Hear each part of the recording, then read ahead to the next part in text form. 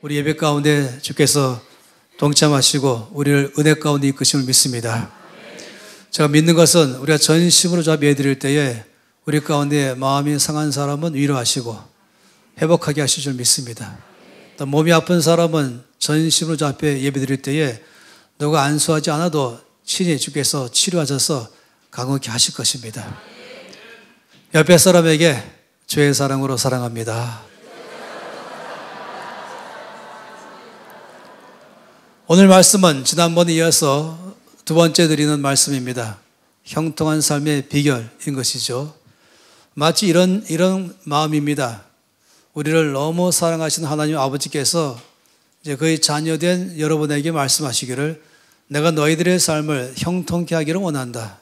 너희들이 앞날의 삶에 놀라운 일이 늘 일어나기를 바란다. 실패가 없는 삶, 성공적인 삶을 살기를 내가 계획을 세웠다. 그 계획의 삶을 내가 너희 가운데 알려주겠다라고 말씀하는 것입니다.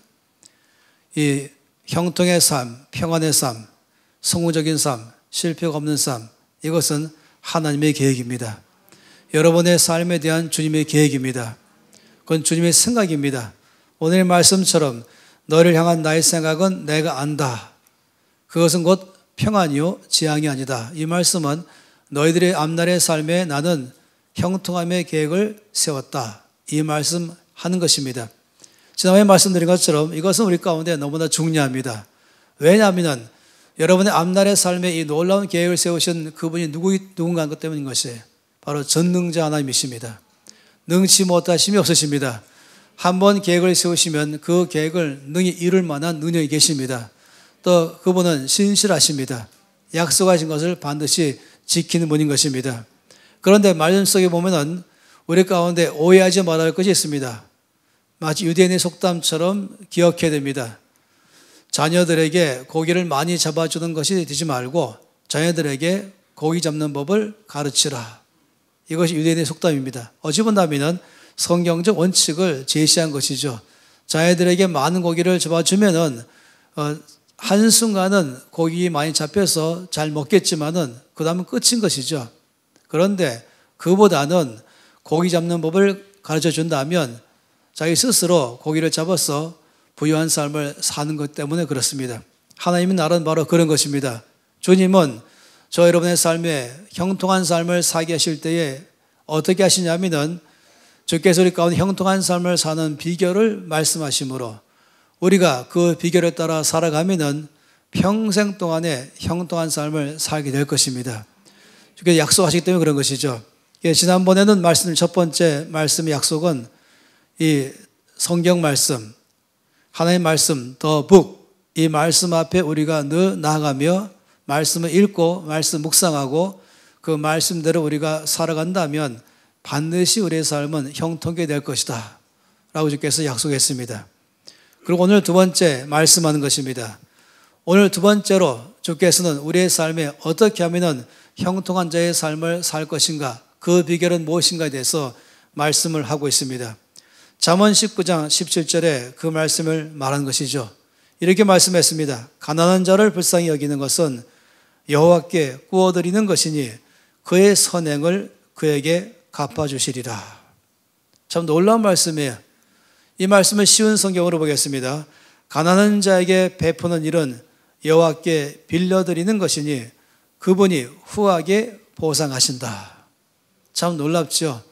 우리가 가난한 자를 돌아보고 그들의 필요를 채워준다면 성경에 말씀하기를 그러면 그냥 잘하는 것이니 그렇게 말한 것이 아니라 또는 어떤 경우는 내 것을 남에게 나눠줌으로 나는 적게 먹었으니 이것을 말한 것도 아니고 놀랍게도 말씀하기를 너희가 가난한 자를 돌아본다면 그것은 곧 내가 너에게 꾸인 것이다. 꾼 것이다. 내가 너에게 빚졌다. 그렇기 때문에 내가 반드시 너에게 후하게 보상해 줄 것이다 라고 말씀했습니다. 주님의 보상은 세상의 원칙과는 다릅니다. 세상은 1%, 5%, 많아야 10% 이렇지만 주님은 굉장한 보상을 주십니다. 어마어마한 보상을 우리 가운데 베풀어 주는 것이죠. 얼마큼 우리 가운데 큰 보상을 주시는가. 참 놀랍게도 성경은 여러 군데에서 우리가 만일에 가난한 자를 돌본다면 주께서 우리 가운데 얼만큼 후하게 보상하시는가를 여러 곳에서 말씀했습니다. 시편 41편 1절에서 3절까지 말씀은 이렇게 말씀했습니다. 가난한 자를 보살피는 자에게 복이 있으며 재앙의 날에 여호와께서 그를 건지시리로다. 여호와께서 그를 지키사 살게 하시리니 그가 이 세상에서 복을 받을 것이라. 주여 그를 그 원수들의 뜻에 맡기지 마소서. 여호와께서 그를 병상에서 붙드시고 그가 누워있을 때마다 그의 병을 고쳐주시나이다. 이 말씀 보니까 우리가 강한 자를 돌아본다면 어떤 복이 있다고 말씀하자면 6가지가 있다고 말씀했습니다. 첫째는 여호와께서 그를 지키실 것이다. 둘째로 그의 생명을 보호하실 것이다. 셋째로 이 땅에서부터 그에게 복을 주실 것이다. 넷째로 원수들에게 먹히지 않도록 그를 붙잡아 주실 것이다. 다섯째는 그가 아플 때에 붙들어 주실 것이다. 여섯 번째는 병상에서 그를 일으켜 다시 건강하게 해주실 것이다 라고 말씀했습니다. 저는 가끔씩 말씀 보다 보면은 마치 이런 기분이 듭니다. 뭐냐면은 투자 설명회 같은 기분이 듭니다. 좋은 투자처가 있습니다. 여기에 투자하면은 여러분은 정말로 많은 이윤을 받게 될 것입니다. 여기에 모든 사람이 관심 갖고 투자하게 되는 것이죠. 근데 하늘나라는 마치 그런 면에서 말씀하는 것이에요. 이 말씀 보면은 여기에 바로 좋은 투자가 있다. 강한 자를 돌아보는 것, 그들을 살펴보는 것, 이것은 그냥 굳이 않은 삶을 말하는 것 정도가 아니다. 이것은 그냥 좋은 일 했다는 정도가 아니다. 이것은 하늘나라에 투자하는 것이다. 하나님께서 여기에 이것을 행한다면 너희 가운데 어마어마하게 후하게 보상하실 것이다 라고 말했지 않습니까? 여호와께서 지켜주시고 생명을 보호하시고 이 땅에서부터 복받게 하시고 원수들에게 먹히지 않도록 보호하시고 아플 때마다 붙들어서 병을 속히 낫게 하시고 또 병상에서 일으켜서 다시 건강케 해주실 것이다. 이것은 정말로 후하게 보상하는 것입니다. 또 이사야서 58장 말씀 보면은 얼마큼 우리를 후하게 보상하시는가 잘 말씀하십니다. 58장 7절에서 12절까지 말씀에 이렇게 말씀했습니다. 너희 음식을 굶주린 사람에게 나누어 주고 가난하고 집 없는 사람을 너희 집에 들이며 헐벗은 사람을 보면 그에게 너희 옷을 주고 기꺼이 너희 친척을 돕는 것이 내가 바라는 것이다 라고 말씀했습니다. 다르게 말하면 이것이 바로 너희 가운데 좋은 투자처다라고 말하는 것이죠. 음식을 굶주린 사람에게 나눠주고 또 가난하고 집 없는 사람에게는 그들에게 구할 처소를 마련해주고 헐벗은 사람에게는 입힐 옷을 주고 또 주변의 친척들, 형제들을 본다면 도움 필요한 사람에게 기꺼이 도와주는 것, 이것이 내가 바라는 것이다 라고 말씀했지만 이것이 바로 좋은 투자다라고 말하는 것이죠. 그래서 주께서 말씀하기를 이어서 이렇게 말했습니다. 그러면 너희 빛이 새벽 햇살같이 빛날 것이며 너희 상처가 쉽게 나을 것이다. 너를 의롭다 하시는 분이 내 앞에 가시며 너를 인도하실 것이며 또 여호와 영광이 뒤에서 너를 호위하며 지켜주실 것이다. 굉장하죠. 그때에 너희가 여호와를 부르면 여호와께서 대답하실 것이다. 반드시 응답되는 기도가 될 것이다. 너희가 부르짖으면 여호와께서 내가 여기 있다라고 말씀하실 것이다. 놀랍지 않습니까? 이어서 또 말씀했습니다. 58장 10절에 말씀하시기를 굶주린 사람에게 먹을 것을 주고 고통 가운데 있는 사람을 도와주어라. 그런 다음에 이어서 말씀하기를 그러면 너희 빛이 어둠 가운데 빛나며 대낮같이 밝을 것이다. 그리고 여호와께서 늘 너희를 인도하실 것이다. 메마른 땅에서 너희를 만족시키시고 너희 뼈에 힘을 주실 것이다. 너희는 마치 물이 넉넉한 동산처럼 되고 마르지 않는 샘처럼 될 것이다. 너희가 폐허로 변한 옛성을 다시 건설하며 오래된 성의 기초를 다시 놓을 것이다. 너희는 무너진 곳을 고친 사람, 길과 집을 다시 지은 사람으로 알려질 것이다. 여러분, 이만큼은 후한 보상이죠. 나는 지키 작은 것밖에 하지 않았는데 주께서 나에게 후하게 보상하신다라고 말씀했습니다. 이 말씀을 보다 보면은 주님은 우리 모두 가운데 가난한 사람들에게 돌아보라고 말씀했습니다. 주의 마음은 거기에 다가 있습니다. 저는 이 모든 말씀을 종합적으로 말씀하시는 놀라운 말씀을 여러분에게 알려드리기 원하는 것이에요. 그건 신명기 15장 말씀입니다. 이 신명기 말씀은 이제 이스라엘 백성들이 애굽에서 나와서 광야를 다 통과한 다음에 마지막으로 약속의 땅 건너편에 다 집결되어 있을 때에 이제 건너기 직전에 하나님 모세를 통해서 백성들에게 말씀하시는 내용의 신명기입니다. 그래서 이 말씀이 있죠. 이제 앞으로 너희가 들어갈 그 땅에 들어간다면 이렇게 살아가라. 너희 그 땅에서 이렇게 살아간다면 내가 너를 형통케 할 것이다. 너를 번성케 할 것이다. 너를 강하게 할 것이며 부유한 삶을 살게 할 것이다. 그 약속의 말씀을 지금 하는 게 신명기인 것입니다. 그러면서 신명기 15장에 이렇게 말씀했죠. 4절에서 11절까지 말씀입니다. 먼저 4절부터 6절까지 말씀을 보겠습니다. 내가 만일 내 하나님 여호와의 말씀만 듣고 내가 오늘 내게 내리는 그 명령을 다 지켜 행하면 내 하나님 여호와께서 내게 기업으로 주신 땅에서, 다시 말하면 이제 그날 주께서 말씀하시는 그 말씀을 따라 잘 지켜 행하면 이제 그들이 앞으로 들어가 살 그 땅 가나안 땅에서는 이렇게 말씀했죠. 내가 반드시 복을 받으리니 너희 중에 가난한 자가 없으리라. 더 말씀했습니다. 내 하나님 여호와께서 내게 허락하신 대로 내게 복을 주시리니 내가 여러 나라에 구워줄지라도 너는 구지 아니하겠고 내가 여러 나라를 통치할지라도 너는 통치를 당하지 아니하리라. 이 엄청난 말씀이 내가 반드시 복을 받게 될 것이며 더 놀라운 사실은 내가 여러 나라에 구워질지라도 너는 구지 아니할 것이며 내가 여러 나라를 통치할지라도 너는 통치를 당하지 아니하리라. 이 말씀은 크게는 국가적으로 놀라운 약속의 말씀이죠.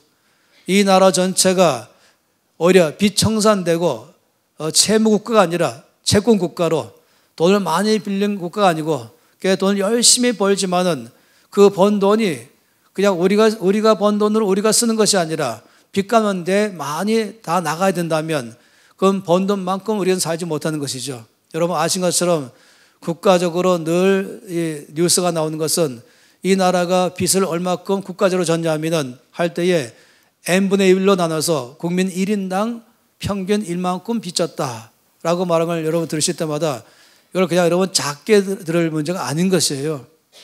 이거는 작게 말하면 개인의 가정으로 말하면 돈을 300만 원 벌었는데 150만 원 빚 갚고 나머지 150만 원 갖고 산다. 똑같은 것이에요. 그래 얼마나 어려운 것입니까? 내가 번 돈 갖고 내가 다 쓸 뿐만 아니라 남아서 남을 도와줄 수 있으면 좋은 것인데 이 나라가 너무 빚을 많이 지다 보니까 도와줄 수 있는 형편도 못 되는 것입니다. 또 그러면서도 뭔가 도와준다면 빚만 더 늘어나게 되는 것밖에 안 되는 것이죠. 이것은 정말로 국가를 사랑하는 사람이라면 다 갖고 있는 고민거리입니다. 또한 이렇게 말하죠. 너희가 여러 나라를 통치할지라도 통치를 당하지 아니하리라. 이 대한민국은 반만년 역사 가운데서 수없이 주변의 국가들에 의해서 어려움을 많이 당했었습니다. 지금도 만만치 않은 세상을 살고 있습니다. 흔히 많이 말하는 강대국 사이에 끼어가지고 어떻게 하면 생존할 것인가, 어떻게 하면 살아날 것인가, 이것 때문에 고민을 많이 하잖아요.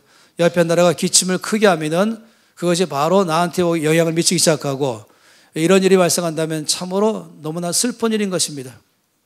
그런데 약속이 말씀하시기를 너희가 여러 나라를 통치할지라도 통치를 당하지 아니하리라. 너희가 여러 나라에 구워줄지라도 구우지 아니하리라. 너희가 반드시 복을 받으리라. 어떻게? 내가 오늘 내게 명령하는 그 명령을 듣고 행하면 이런 삶을 살게 될 것이다. 이것은 국가적으로만 말하는 게 아닙니다. 작게 말하면 도시를 말하고 지역을 말하고 교회를 말하고 또 가정을 말하고 개인을 말하고 또 사업적으로도 말한 것입니다. 이건 정말로 우리 가운데서 이제 번쩍 뜨이는 그런 말씀인 것이죠. 이 말씀은 여러분 아신 것처럼 누가 하셨냐 하는 것이에요. 아까 말씀드린 것처럼 전능하신 하나님이 약속하신 것입니다. 신실하지 않으면 약속하신 것입니다. 그런 이것은 정말로 모든 것 가운데서 가장 마음에 들 만한 것이죠. 이렇게만 한다면 너희는 잘 살게 될 것이다. 이렇게만 하면 너희는 형통한 삶을 살게 될 것이다. 라고 말씀을 하는 것입니다. 그러면서 7절 말씀부터 11절까지 이어서 오늘 내리는 명령이 무엇인가를 말씀했습니다. 제가 읽겠습니다. 내 하나님 여호와께서 내게 주신 땅 어느 성읍에서든지, 이제 이들이 요단강 건너서 가나안 땅에 들어가서 12지파가 기업을 나눠서 자기 땅에 거주하거든, 네가 거주하는 곳 어디든지 그 성읍에서 가난한 형제가 너와 함께 거주하거든 그 가난한 형제에게 내 마음을 완악하게 하지 말며 내 손을 움켜쥐지 말고 반드시 내 손을 그에게 펴서 그에게 필요한 대로 쓸 것을 넉넉히 구워주라. 가난한 자에 대한 말씀이었습니다. 이어서 말씀하기를 삼가 너는 마음에 악한 생각을 품지 말라. 곧 이르기를 일곱째 해 면전하니 가까이 왔다 하고 내 궁핍한 형제를 악한 눈으로 바라보면 아무것도 주지 아니하면 그가 너를 여호와께 호소하리니 그것이 내게 죄가 되리라. 이 말은 무슨 말씀이냐면은 이제 빚진 사람들, 가난한 사람들이 있다면은 이제 희년을 맞이하면은 다 빚 청산되기 때문에 조금만 기다려라. 그번 희년 되면은 전화될 것이다 하면서 지금 당장 필요를 도와주지 않고 그냥 때만 기다리는 것, 이거는 주 앞에서 올바른 것이 아니다. 지금 당장 필요하다면은 바로 지금 내 손을 펴서 필요한 대로 쓸 것을 넉넉히 주라고 말씀한 것입니다. 10절 말씀에 너는 반드시 그에게 줄 것이요. 참으로 놀랍죠. 너는 반드시 그에게 줄 것이요. 줄 때에는 아끼는 마음을 품지 말 것이니라. 이로 말미암아 내 하나님 여호와께서 내가 하는 모든 일과 내 손이 닿는 모든 일에 내게 복을 주시리라. 참 이 말씀은 우리가 명령이라고 듣기에는, 뭔가 계명으로 듣기에는, 율법으로 듣기에는 다른 말씀입니다. 이 말씀은 주께서 내가 반드시 주라고 말씀할 때는 마치 명령처럼 보일지 모르지만은 그것은 더 크게 말씀하는 것은 내가 너에게 반드시 주겠다 이 말씀하셨습니다. 반드시 약속한 대로 너에게 줄 것이다. 반드시 약속한 대로 너희가 꾸지 아니하고 오히려 꾸어줄 것이다. 통치를 당하지 않고 오히려 통치할 것이다. 여기에 더 강력하게 말씀하는 것입니다. 그래서 말씀하기를 이렇게 말씀했죠. 너는 반드시 그에게 줄 것이요 줄 때는 아끼는 마음을 품지 말 것이니라. 이로 말미암아 내 하나님 여호와께서 내가 하는 모든 일과 내 손이 닿는 모든 일에 내게 복을 주시리라. 참 놀랍죠. 내가 그에게 아끼는 마음을 품지 않고 손을 펴고 넉넉히 준다면 나는 반드시 너에게 복을 줄 것이다. 어떻게? 내가 하는 모든 일에 복 줄 것이며 내 손이 닿는 모든 일에 내게 복을 주시리라. 형통한 삶을 말씀하는 것입니다. 하는 것마다 일마다 때마다 주께서 함께 하심으로 형통한 자가 되게 하겠다고 말씀을 약속하신 것입니다. 한 가지 오직 하나는 그것은 가난한 자를 돌아보는 것을 말씀하는 것입니다. 땅에는 언제든지 가난한 자가 그치지 아니하겠으므로, 참 이 말씀이 중요하죠.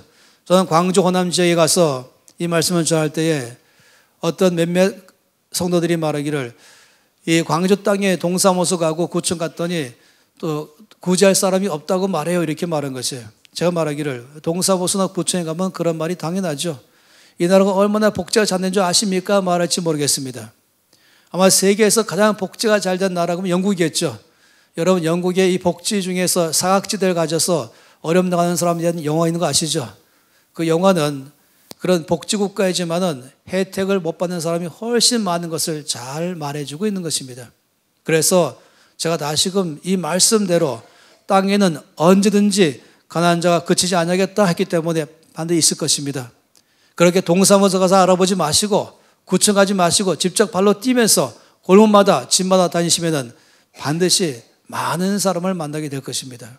그리고 저한테 와서 말씀하기를 정말로 엄청나게 많은 사람들을 만나게 됐습니다라고 하는 것이었어요. 그래서 말씀하기를 내가 내게 명령하여 이르노니 너는 반드시 내 땅 안에 내 형제 중 곤란한 자와 궁핍한 자에게 내 손을 펼치니라. 여러분 이 말씀들을 보시면은 제가 다시금 여러분에게 말씀하지만 이걸 명령으로 받지 마십시오. 어떤 계명으로 받지 마십시오. 어떤 무거운 짐으로 받지 마십시오. 이건 오히려 놀랍게도 투자 설명의 이상의 것입니다. 내가 너의 삶에 형통케 할 것이며 반드시 너희 하는 모든 일에 복줄 것인데 그 비결은 여기에 투자해라. 어디냐면 가난한 자를 돌아보라. 이것만큼 쉬운 일이 어디 있겠습니까? 그러니까 주의 말씀은 쉽고 가볍다고 말씀하니 그런 말씀이죠. 너무 놀라운 약속의 말씀인 것이고 비밀인 것입니다. 이렇게 말씀하지 마세요. 좋습니다. 그러면 이제 3번을 책임지겠습니다. 3번시 전체를 책임지겠습니다. 아니, 너무 작아서 경기도를 책임지겠습니다. 아니, 한반도를 책임지겠습니다. 북한까지 다 책임지겠습니다. 아니, 아시아를 지겠습니다. 이렇게 말하지 마세요. 그러면 그냥 좋은 비전일지 모르지만은 성취 가능하지 않은 계획인 것입니다. 5년 지나가도 그 말에도 아무도 그 말이 어떻게 되는지 모르는 것이 실제로 그 일이 일어났는지 안 하는지 알 수 있을 만한 성취 가능한 계획을 세워야 됩니다. 그래서 주님 이렇게 말씀했어요. 내 하나님 여호와께서 내게 주신 땅 어느 성읍에서든지 가난한 형제가 너와 함께 거주하거든 이렇게 말씀해서 늘 말씀하시기를 네가 있는 그 지역에서 주변을 돌아보라 이 말씀하신 것입니다. 그래서 기도하다가 주께 주신 지혜는 뭐냐면은 그러면 교회 반경 5km를 정하면 참 좋겠다. 그건 쉬운 것이 아닙니다. 1km도 아니고 4km도 아니고 5km는 절대 작은 반경은 아닙니다. 그렇지만은 또 못할 것도 아닙니다. 3번시 아니면 경기도보다는 훨씬 쉬운 문제입니다. 그래서 우리 새가난교회 중간에 정점으로 놓고 원으로 그려서 반경 5km까지를 다 원 그린 다음에 거기를 이 말씀에 따라서 실제로 조사를 해야 됩니다. 구체적으로 발로 뛰어가면서 물론 동서부서나 구청도 가야 되겠지만은 실제로 더 많이 뛰어다니면서 거기에 가난한 자가 어디 있는지를 살펴보고 그들을 돌아보는 건 참으로 필요합니다. 성경은 이것을 갖다 말씀할 때 몇 가지 원칙을 제시했습니다. 첫째는 먼저 교회 안에 주께 100% 헌신된 일꾼들을 돌아보라라고 먼저 말씀했습니다. 말씀을 가르치는 사람을 먼저 돌아보라. 교역자들을 먼저 살피라. 그들의 모든 생활을 잘 늘 돌보고 혹시 부족하거나 불편한 게 없는지 늘 살펴보도록 하라. 이거 첫 번째 말씀하신 것이고 두 번째는 말씀하기를 여기다 갈라지시는 것입니다. 말씀하기를 교회 안에 가난한 형제가 있다면 먼저 또 그들을 돌아보라라고 말씀했습니다. 첫째는 교회 내에 전적으로 말씀을 전하는 주의 종들이요. 둘째는 교회 안에 형편이 어려운 성도들이요. 이들을 먼저 돌아보라고 말씀한 것입니다. 저는 여러분의 교회가 한국의 어느 교회보다도 이 면에서 참 잘한다고 자랑하고 싶습니다. 여러분이 매번마다 지금 아까 광고 나온 것처럼 교회당 앞에서도 우리가 전도하면서 나눠주고 또 베이비 박스도 하고 있고 여러 가지 구제를 많이 하고 계십니다. 무엇보다 여러분은 바로 옆에 OK 마켓을 마련하셨죠. 그 OK 마켓은 정말로 교회 성도 전체가 말씀대로 살아갈 수 있는 좋은 방법인 것입니다. 나에게 좋은 참기름이 2개 있다면 그중 하나를 가지고 마켓 가면은 그러면 그 현재 시세의 70%를 계산해서 70%짜리 쿠폰을 줄 것입니다. 그럼 여러분 그 쿠폰을 가지고 그 마켓 내에서 살펴서 혹시 나에게 없는 것이 있는가? 그러면 그걸 갖다가 또 내고 사갈 수가 있는 것이죠. 이런 방식도 취할 수 있어요. 그러면은 정말로 유무상통하는 것이죠. 그리고 서로 나누면서 교회 안에서 아무도 어려움을 당하지 않도록 할 수가 있는 것입니다. 혹시 여러분들은 옛날에 우리가 늘 아름다운 그 전통지 하나가 성미를 가지고 있지 않습니까? 그 성미를 내면은 그 한마디로 거룩한 쌀 이런 뜻이죠. 그건 주께 드리는 쌀인 것입니다. 그건 가난한 사람을 돌보기 위한 것이죠. 그럼 첫 번째 이 성미는 교육자들을 위한 것이고 두 번째는 교회 안에 필요한 성도들에게 형제들에게 갈 수 있도록 하기 위한 것입니다. 어떤 교회가 이렇게 말합니다. 정말로 우리 교회는 뭐 쌀이 없어서 어려운 사람이 있을까? 이 성미를 내놓으면 가져갈 사람이 있을까? 하면서 내놨더니 다음 주 와보면 싹 사라졌다고 말한 것입니다. 말은 못해도 정말로 어려운 사람들이 있는 것이거든요. 더 이상 빚지지 않고 살기로 결정하다 보면은, 그러면 정말로 있는 것 가지고 졸라매다 보면은 그런 어려운 사람도 있는 법이거든요. 그래서 교회 안에서 먼저 우리를 돌아보는 것, 이 말씀대로 정말 첫 번째는 먼저 교회 안에서부터 시작해야 됩니다.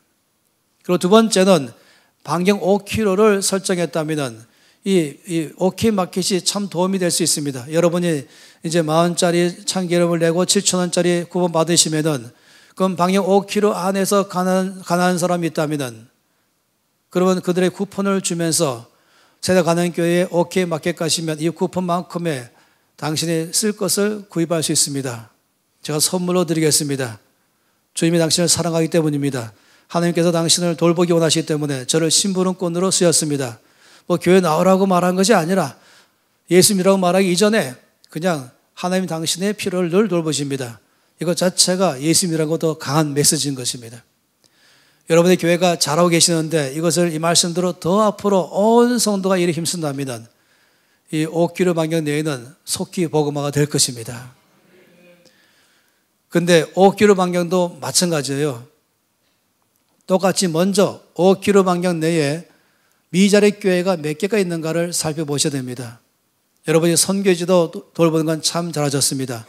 그러나 먼저는 여러분의 교회 반경 5km 안에 미자립 교회를 다 조사하셔야 됩니다.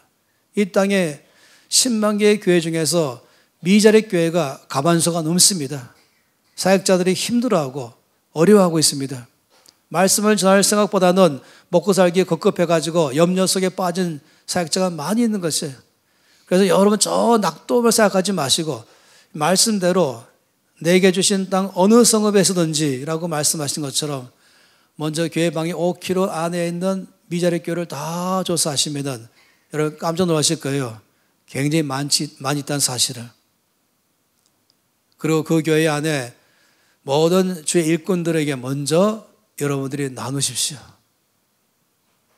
그리고 또한 우리가 두 번째는 5km 반경 내에 믿는 성도들에게 먼저 나누십시오. 그 다음에 세 번째는 5km 안에 있는 믿지 않는 사람이라 할지라도 정말로 이 가난한 사람들이 있다면 또 나누십시오. 이렇게 한다면 정말로 여러분 가운데 놀라운 일을 경험하게 될 것입니다. 이 약속의 말씀이 여러분 안에서 경험하게 될 것입니다. 여러분이 그동안은 너무 잘해 오셨습니다. 근데 여러분에게 더 이 놀라운 형통케 하는 이 말씀의 비결을 여러분에게 좀 전하는 것입니다. 그렇다면 주께서 큰 일을 앞으로도 행하고 계시겠죠. 이번에 여러분이 지난주에 제가 들으니까 이 추수감사를 맞이하면서 또 쌀을 갖다가 저 앞에 다 예물로 드린 줄로 제가 알고 있습니다. 그리고 제가 아는 한 그 중에서 거의 72% 된 거는 가장 어려운 필요한 사람들에게 제가 가는 걸 직접 봤습니다. 거기도 물론 많이 갔겠죠. 우리가 그냥 과일을 드리고 끝나는 것이 아니라 이렇게 구체적으로 하지 않습니까? 또 그 성탄절을 맞이하면은 또 각 사람마다 이제 박스를 교회에서 줄 것입니다. 그러면 칫솔이나 치약이나 비누나 아니면 세제나 아니면 뭐 라면이나 뭐든지 꽉 채워서 가지고 성탄절 때 다시 여기 놓으면서 주께서 하나님 아버지가 나에게 가장 놀라운 선물 그 아들을 주셨으니 나 또한 나에게 있는 것으로 아버지께 드리겠습니다. 그러면 드리면 이걸 가지고 여러분들은 또 직접 들고 이 5km 반경 내에 미리 살펴본 여러 사람들에게 가서 주시면 참 좋겠습니다. 여러분의 교회 안에 이 5km 반경 내에 누가 필요가 있는 사람인가에 대해서 조사하는 팀이 있으면 좋겠습니다. 그때 가서 막 조사하지 마시고 다 조사한 다음에 그것이 여러분이 사는 지역에 가까이 있다면 여러분이 그냥 박스만 내지 마시고 직접 여러분이 그 박스를 들고 가면 참 좋겠습니다. 유대인들은 지난번에 말씀드린 것처럼 전 세계 가운데 이 말씀의 성취가 일어난 민족입니다. 그 민족은 꾸지 아니하고 꾸어주는 민족입니다. 그 민족은 통치당하지 않고 통치하는 나라입니다.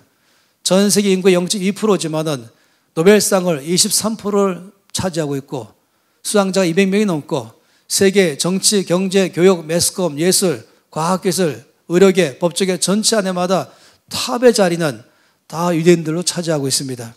왜 그런지 아십니까? 그들은 토요일만 되면은 첫째는 회당에 가서 말씀을 연구하고 그 말씀을 묵상하고 이 말씀 구체적으로 우리 삶이 어떻게 살아낼 것인가를 그들이 서로 살피고 두 번째는 모든 유대인들은 언제나 정기적으로 이 아이들까지 포함해서 항상 가난한 사람에게 찾아가서 그들에게 먹을 것을 주기 시작합니다. 그들의 필요를 채우고 있습니다. 이렇게 말하죠. 걸을 수 있는 아이라면 누구나 다 자기 손으로 조그만 거라도 끌고 가서 나누는 삶을 살게 하는 것이에요. 이 두 가지가 유대인들이 형통하게 사는 삶의 비결이었습니다. 말씀과 가난한 사람을 대하는 것. 저는 이때야말로 우리 믿는 사람들이 일어날 때라고 믿습니다. 이 땅에 믿는 사람들이 이와 같이 말씀에 순종해서 교회마다 5km 안에 이 일을 행한다면 이 땅의 교회가 명예가 회복될 것이고 신뢰가 회복될 것이고 존경을 회복해 할 것이고 또 사랑받게 될 것입니다. 복음화가 쉽게 일어날 것이고 정말로 더 나가서 이것이고 나라를 위하는 길인 것이고 이 약속의 말씀대로 나라가 살아날 줄 믿습니다. 여러분, 저는 이 말씀을 믿습니다. 말씀하신 주님의 말씀을 저는 믿습니다. 이 말씀대로 행한다면 주께서 반드시 우리 가운데 약속을 이루실 줄 믿습니다. 반드시 복을 받겠다고 말씀하신 것처럼 약속하신 대로 내가 하는 모든 일과 내 손이 닿는 모든 일에 내가 내게 복을 줄 것이다. 너는 꾸지 아니하고 꾸어줄 것이고 지배를 받지 않고 오히려 모든 곳에 섬기는 일을 하게 될 것이다. 저는 이런 일이 여러분 개인의 삶에서 여러분의 가정 안에서 일어나기를 바랍니다. 우리 교회가 그런 일에 더 쓰임받기를 바랍니다.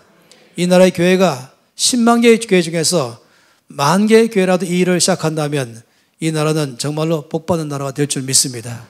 그래서 속히 북한에도 먹여 살릴 것이고 남북이 함께 온 세계를 섬기는 대한민국 될 줄 믿습니다. 다 함께 손 높이 들고 기도하겠습니다. 통성으로 기도하시면서 아버지 오늘 이 말씀을 주께서 저에게 하신 말씀으로 믿고 아멘으로 받아드리겠습니다. 정말로 제가 제 주변의 5km 반경 내에 먼저 교회 내에서 사역자들에게 가난한 형제가 있다면 성도를 돌봐주고 내 주변의 미자력 교회를 또 가난한 믿는 자들을 또 가난한 여러 사람들을 돌아본 일에 저희 모든 재물 작게라도 저는 드리겠습니다. 아버지 우리를 사용하셔 주셔서 영광받아 주시옵고 아버지 형통케 하는 삶이 우리 각 개인마다 가정마다 다 일어나게 해 주시옵소서. 함께 통성으로 기도하시겠습니다. 아버지 참으로 감사합니다. 우리 가운데